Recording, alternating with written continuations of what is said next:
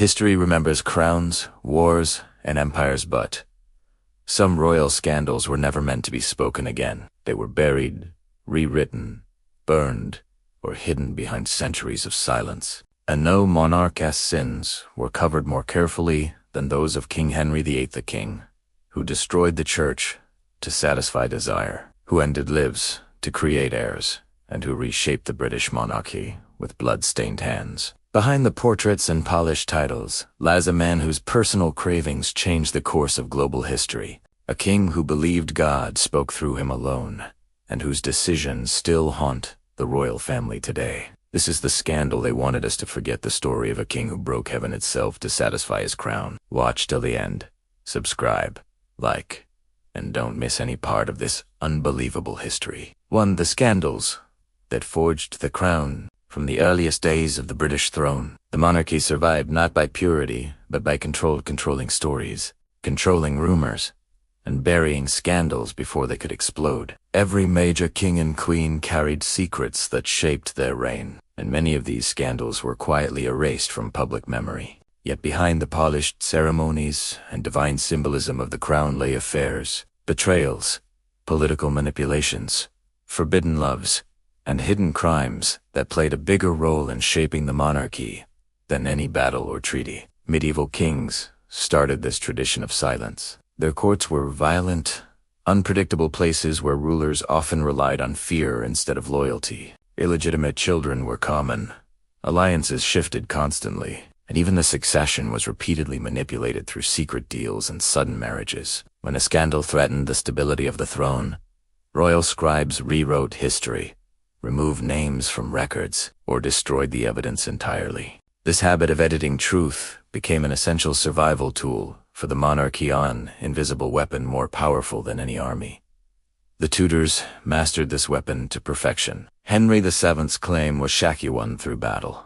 Not inherent so, the early Tudor court buried as many threats as possible. His son, Henry VIII, became the most scandalous monarch in British history. 6 marriages, beheaded queens, dissolved monarchy, and an entire religious revolution all stemmed from Henry's obsession with securing a legitimate male heir. Behind every public decision was a private fear that his dynasty would fall apart if his own scandal-ridden lineage was exposed or challenged. So he erased those scandals by attacking enemies, rewriting laws, and controlling the church itself. Elizabeth I continued this strategy. Her public image, the Virgin Queen, was one of the greatest propaganda campaigns in royal history. But privately, she navigated dangerous romances, political pressures to marry, and a forbidden attachment to Robert Dudley that could have ended her reign. Her execution of Mary, Queen of Scots, was also sanitized for history. Officially, it was a political necessity. Unofficially, it was a desperate act to eliminate a woman whose existence threatened to expose both Elizabeth's vulnerabilities and her precarious claim to the throne. The Stuarts had their own hidden world of scandals. King Charles II fathered numerous illegitimate children, engaged in affairs with actresses, and secretly negotiated deals with Catholic powers while publicly promoting Protestantism. Many of these acts were deliberately hidden to prevent rebellion. The royal court became a stage where public appearances masked private desires, and the monarchy learned that charm could distract the public from any scandal if handled correctly. Centuries later, the crisis surrounding King Edward VIII was perhaps the most carefully managed scandal of all. The official story is that he abdicated for love, choosing Wallis Simpson over the crown. But the truth, buried beneath that narrative, was far more political. Edward's personal beliefs, controversial opinions, and dangerous connections threatened the government during a volatile era. His relationship became the perfect excuse to remove him. The monarchy turned a political crisis into a romantic tragedy to protect its reputation and maintain stability. To King George V, the scandals buried under duty. King George V is often remembered as the quiet, disciplined monarch who guided Britain through World War I. His public image was polished, dutiful, and almost painfully strict. But behind the rigid posture, the clipped mustache, and the reputation for moral discipline lay scandals, secrets, and family fractures the monarchy tried to hide for decades. George V never expected to be king. He was despair, the overlooked second son. When his older brother Eddie died suddenly, everything changed. What the public never heard was how unprepared George felt, how deeply insecure he was, and how much palace officials scrambled to reshape his personality into that of a future king. Private letters reveal that he struggled academically, lacked confidence, and was often overshadowed by his dazzling elder brother. Yet once the crown was his destiny, the royal machine began its work training him, polishing him, and hiding anything that made him appear unfit. His marriage to Mary of Teck became a symbol of stability, but the early years were far from peaceful. Mary had originally been engaged to his brother Eddie, and many whispered that she only married George because the palace needed continuity. Their early relationship was tense, awkward, and filled with emotional distance. But the public saw a devoted royal couple, carefully staged by the palace to look perfect. What the monarchy feared was the truth, that the future king and queen appeared more duty-bound than affectionate, and that George's lack of charisma could weaken the crown. When World War I erupted, George V faced one of the greatest scandals in royal history. The British monarchy, his German blood. The royal family belonged to the House of Saxe-Coburg and Gotha, a German dynasty. Anti-German sentiment was exploding across the empire. Newspapers mocked the king, calling the royals the enemy within. Protesters demanded answers. The monarchy panicked. In a sweeping act of royal rebranding, George V erased centuries of German identity. He created a new royal Nam Windsor to disguise the family's origins. Portraits were destroyed. Titles were changed.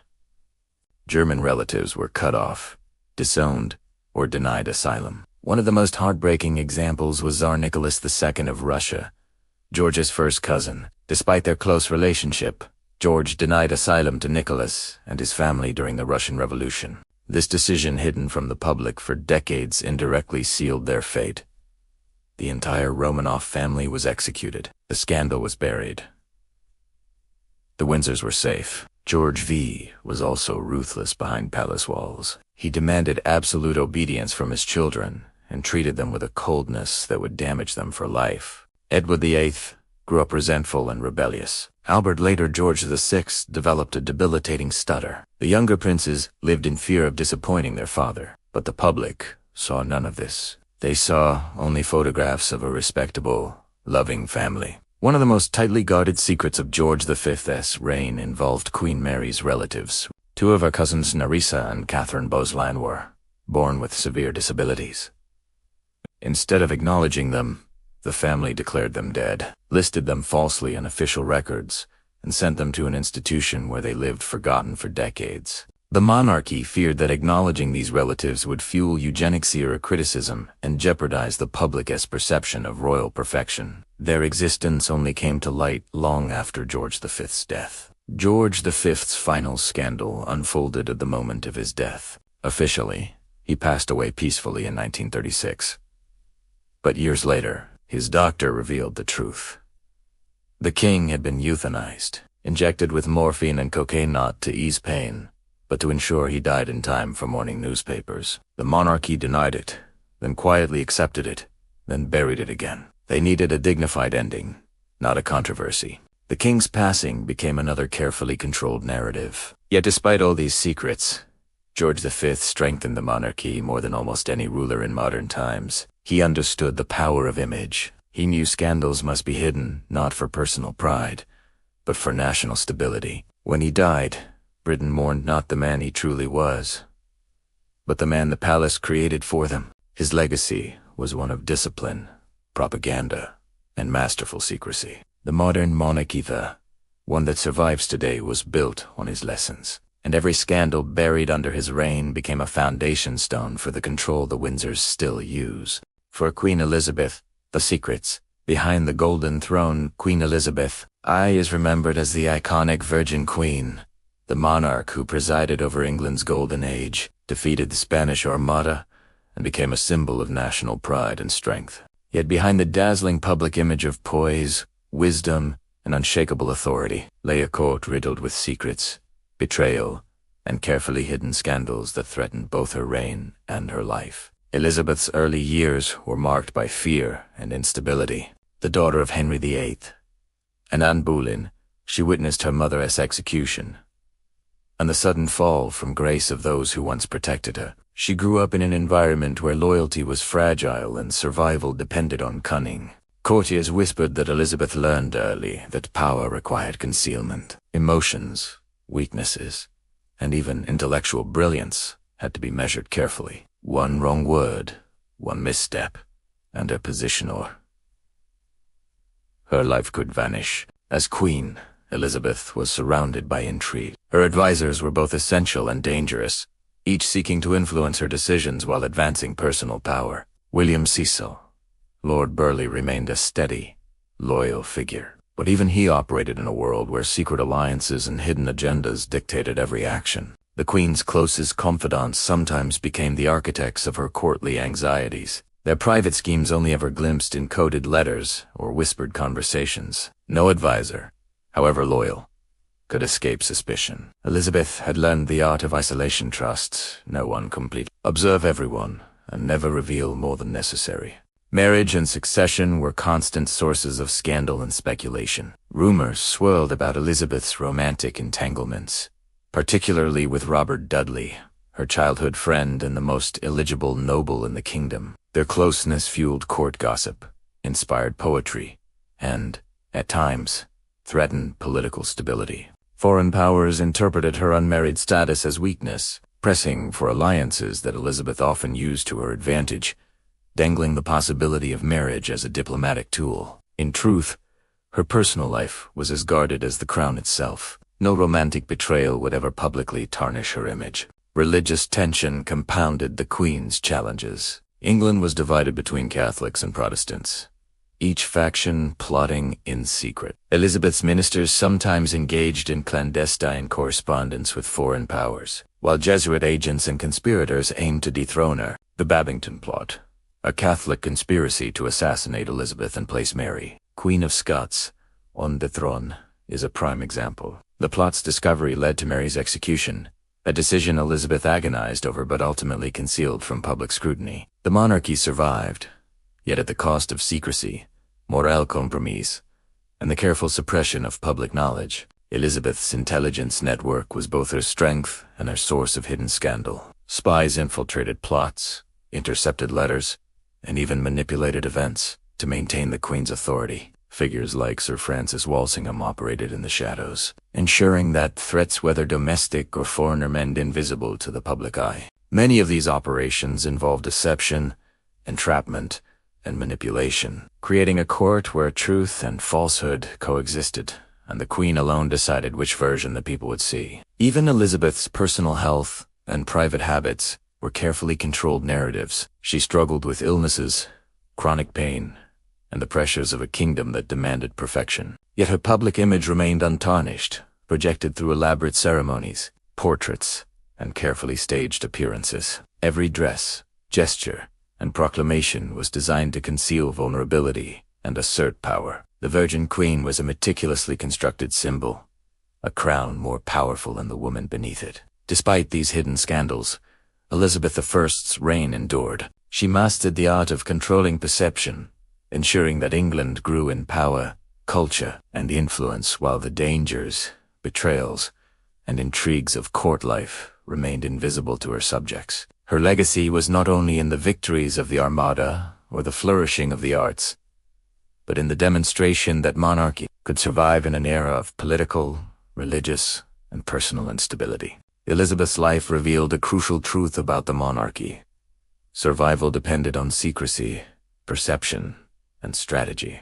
Power was never absolute. It was a delicate performance maintained through controlled narratives, careful alliances, and the quiet elimination of threats. The golden age of England was, in large part, golden because its queen understood the shadows behind the throne and moved through them with unmatched intelligence, courage, and subtle ruthlessness. The monarchy's image, both then and for centuries to come, depended as much on what remained hidden as what was displayed. Elizabeth I's careful concealment of scandal, manipulation of loyalty, and mastery of political narrative became a blueprint for all monarchs who followed, a legacy of strength built on the delicate art of secrets. 5.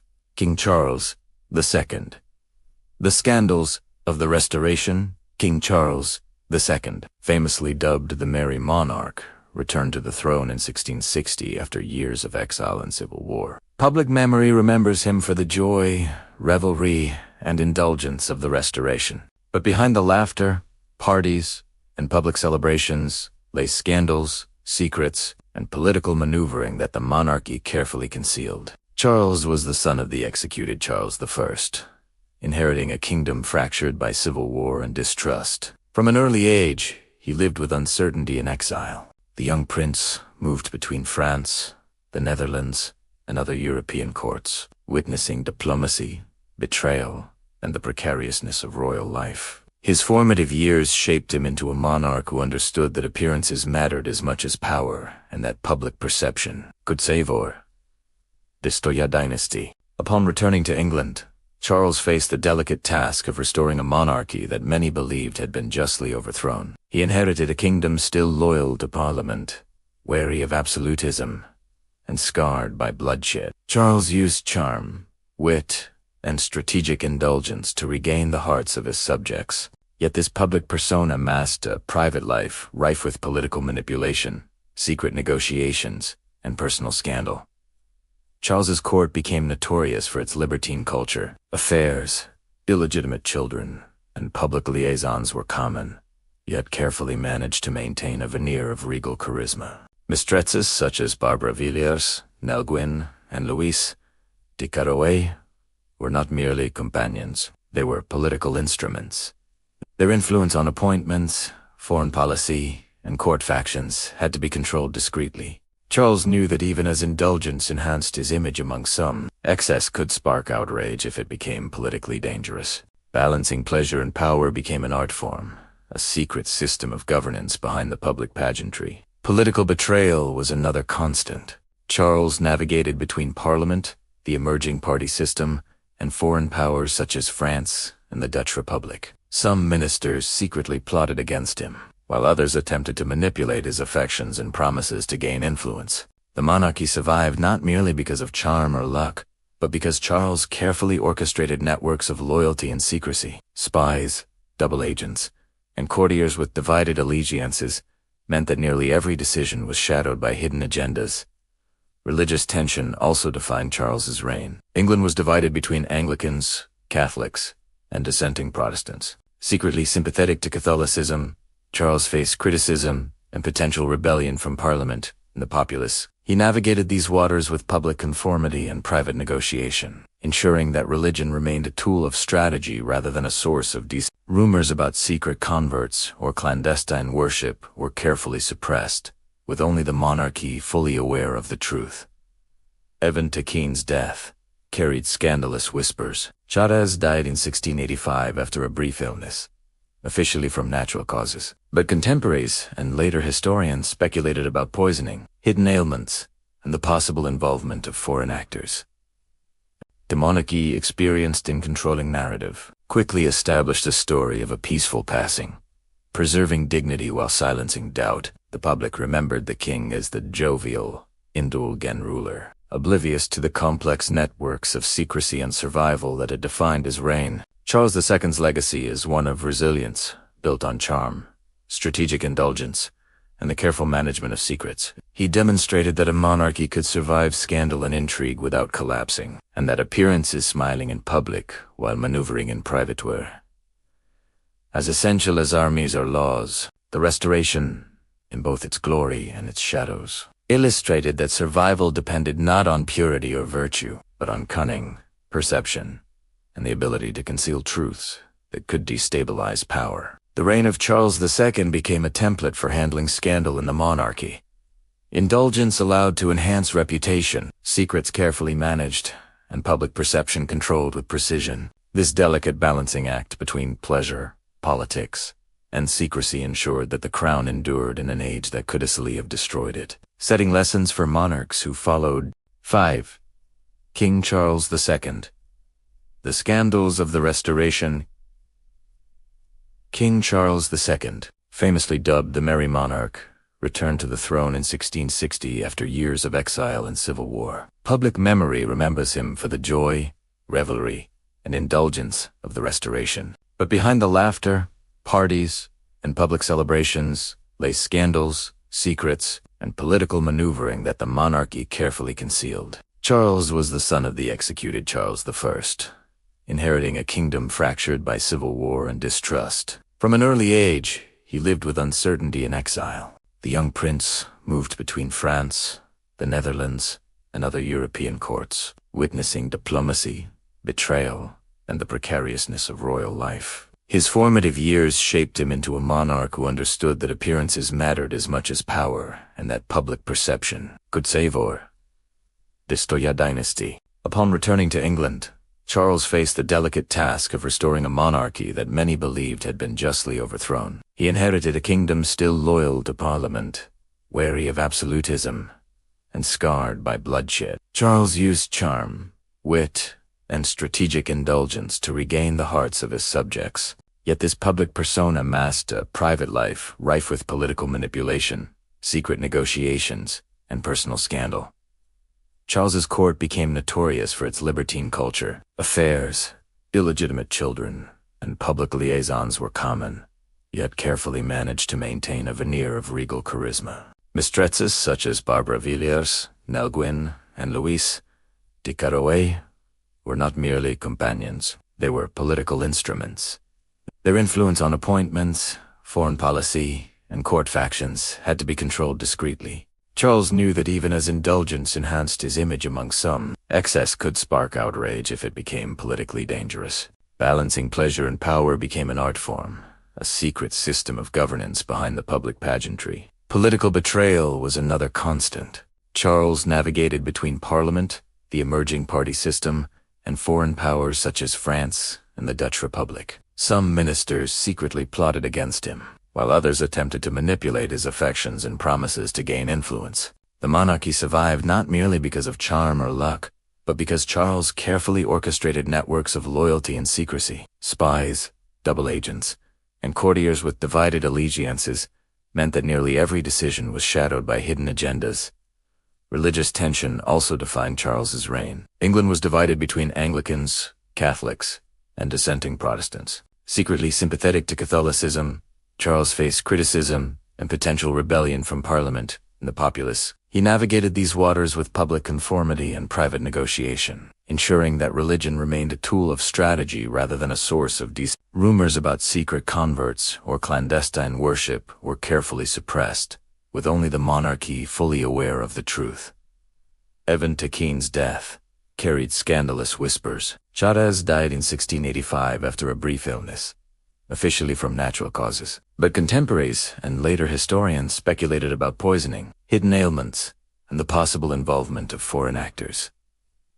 The monarchy, experienced in controlling narrative, quickly established a story of a peaceful passing, preserving dignity while silencing doubt. The public remembered the king as the jovial, indulgent ruler, oblivious to the complex networks of secrecy and survival that had defined his reign. Charles II's legacy is one of resilience, built on charm, strategic indulgence, and the careful management of secrets. He demonstrated that a monarchy could survive scandal and intrigue without collapsing, and that appearances smiling in public while maneuvering in private were as essential as armies or laws. The Restoration, in both its glory and its shadows, illustrated that survival depended not on purity or virtue, but on cunning, perception, and the ability to conceal truths that could destabilize power. The reign of Charles II became a template for handling scandal in the monarchy.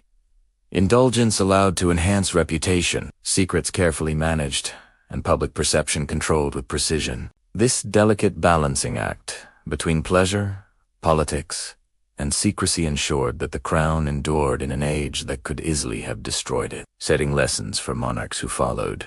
6. Queen Anne. Power, politics, and private struggles. Queen Anne, the last monarch of the House of Stuart, ruled England, Scotland, and Ireland from 1702 to 1714. She is remembered for uniting England and Scotland under the Acts of Union in 1707. Yet her reign was marked by personal tragedy, political intrigue, and health struggles that the monarchy carefully managed to keep private. Behind the grandeur and pageantry of her court lay a queen constantly balancing her duty with profound personal vulnerability. Anne's early life was filled with illness and insecurity. She suffered from smallpox as a child, leaving her disfigured, and endured numerous miscarriages and stillbirths, with 17 pregnancies ending in tragedy. These private losses weighed heavily on her, shaping a queen who felt both the immense responsibility of producing heirs and the constant fear of failing her dynasty. The public, unaware of the depth of her suffering, saw only a stately monarch performing her duties with dignity. Politically, Anne's reign was fraught with factionalism.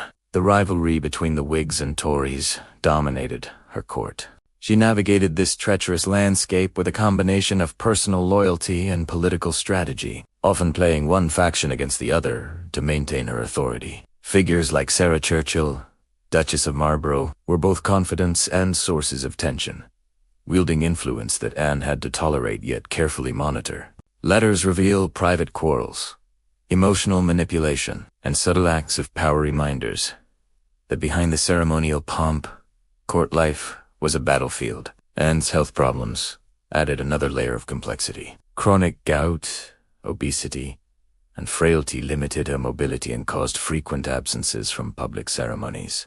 Courtiers and advisors managed her schedule meticulously, crafting appearances that concealed her suffering. Physicians' reports were controlled, ensuring that the queen appeared capable and robust despite her ailments. Anne's private struggle with pain and illness remained largely invisible to her subjects, preserving the image of a stable monarchy. The queen's religious devotion was another defining factor. At debut, Anglican Anne used her faith to assert moral authority and legitimize her political decisions. Yet, even added tension existed. She faced pressure to balance her personal beliefs with the political necessity of tolerating dissenting Protestants and Catholics in a kingdom divided by faith. Decisions such as supporting the Church of England while negotiating with ministers of varying persuasions required discretion and constant management. The monarchy's influence depended not just on military or financial power, but on appearing divinely guided while carefully managing public perception. International affairs tested Anne's leadership as well. The War of Spanish Succession dominated much of her reign, demanding careful coordination with military leaders and foreign allies. Queen Anne relied heavily on advisors such as the Duke of Marlborough and Sidney Godolphin, but she also had to monitor their ambitions. Behind the scenes, she navigated plots, espionage, and rivalries, ensuring that personal interests did not undermine state objectives. Her ability to remain in control, even while dependent on male generals and ministers, highlights the subtle power dynamics of her court. Anne's court was also rife with scandal and secrecy. Rumors circulated about favoritism, alliances, and personal relationships. Yet the queen maintained a careful distance, while her friend Sarah Churchill was notorious for her bluntness and influence, and exercised quiet authority, gradually reducing Sarah's power while cultivating a network of loyal courtiers. By doing so, she demonstrated a mastery of court politics.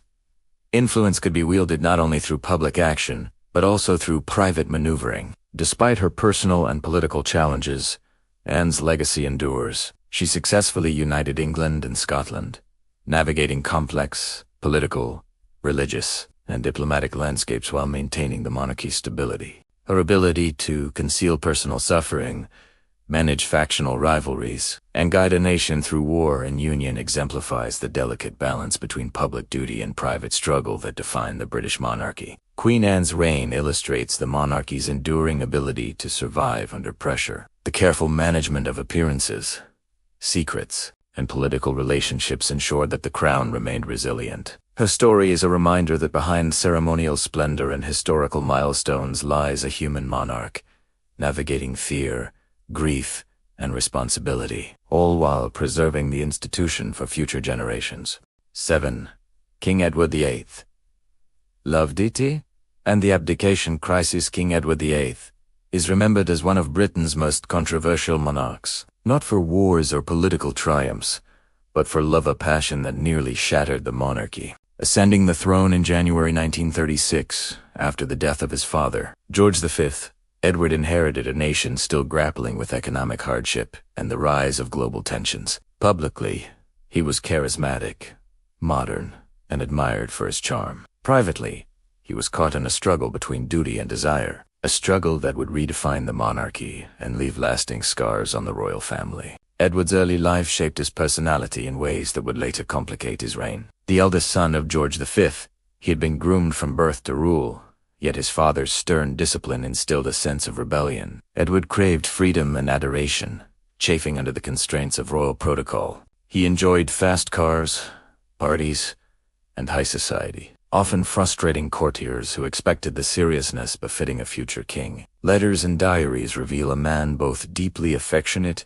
and a combination that would later spark a constitutional crisis. The defining personal conflict of Edward's life was his love for Wallis Simpson, an American divorcee. Their relationship began while he was still heir apparent, and it quickly became the center of public and private scrutiny. Wallis was glamorous, independent, and unconventional, but her marital history to divorces made her unacceptable by the Church of England and the political establishment. The king's desire to marry her clashed with centuries of royal expectation, church law, and the advice of ministers. Edward VIII's approach to the crisis was unorthodox. Rather than suppressing his feelings, he openly pursued Wallis, consulting political advisors and even negotiating with government officials about the possibility of marriage. The British government, led by Prime Minister Stanley Baldwin, made it clear that the king could not marry Wallis and remain on the throne. The press, increasingly aware of the relationship, began to speculate, intensifying public pressure. Edward faced an impossible choice: personal happiness or national duty. The abdication crisis of December 1936 shocked the nation. Edward chose love over crown, signing the instrument of abdication and relinquishing the throne in favor of his younger brother, George VI. The act was unprecedented in modern British history, a king voluntarily abandoning power for personal desire. The monarchy, while spared constitutional disaster, faced a delicate task reassuring the public, stabilizing government, and preserving the crown's dignity. Edward's decision left deep personal and political consequences that reverberated through the royal family for decades. After abdicating, Edward was created Duke of Windsor and married Wallis Simpson in 1937. They lived mostly abroad, in France and the United States, estranged from much of the royal family. Despite being free from duty, Edward struggled with a sense of exile and unfulfilled purpose. He maintained correspondence with family members and dabbled in politics, but the shadow of his abdication loomed over his life. His charisma and intelligence could not replace the influence and responsibility that came with kingship. Edward's reign, brief though it was, exposed vulnerabilities in the monarchy. It revealed the tension between public expectation, personal desire, and constitutional obligation. Yet it also demonstrated the monarchy's adaptability. The institution survived because succession was clear. Government and church upheld the rules, and public confidence was carefully managed. The abdication showed that even the most powerful individuals within the royal family are constrained by duty, precedent, and law. The Duke of Windsor's story remains a cautionary tale and a humanizing one. Edward VIII is remembered not as a failure, but as a man who placed love above duty, forcing Britain to confront the limits of monarchy in the modern age. His choices reshaped the line of succession, defined the reign of George VI, and indirectly set the stage for Queen Elizabeth II's historic reign. Edward's legacy is paradoxical. He was both a scandal and a symbol. He challenged the monarchy, yet his abdication ultimately reinforced it. The crown endured, demonstrating the resilience of an institution that can absorb personal drama, public scrutiny, and constitutional crises, while preserving continuity. Through Edward VIII, the British royal family learned again that personal desires must often yield to the weight of history, duty, and public expectation.